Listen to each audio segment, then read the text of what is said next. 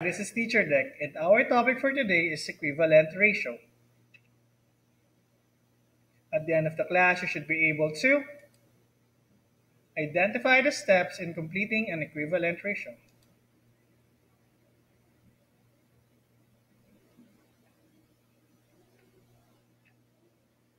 Let's say we have 6 is to 12. So any number that will be multiplied to both numbers is equivalent to its ratio. We can also divide numbers as long as they are divisible to the given number. 6 is to 12 can be expressed also as 6 over 12 in fraction.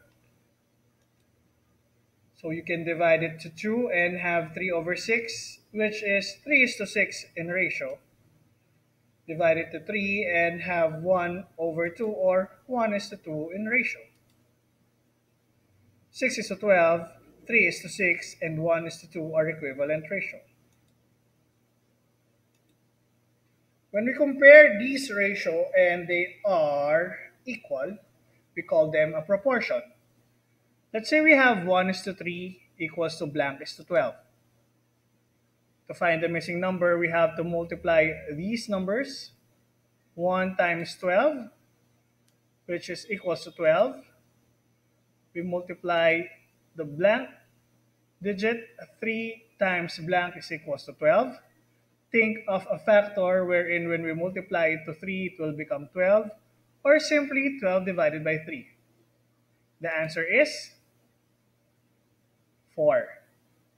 These two numbers or these ratio are proportions.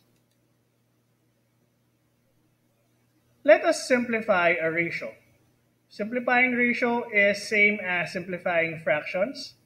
Think of a number that when we divide to two numbers, we can come up with a quotient.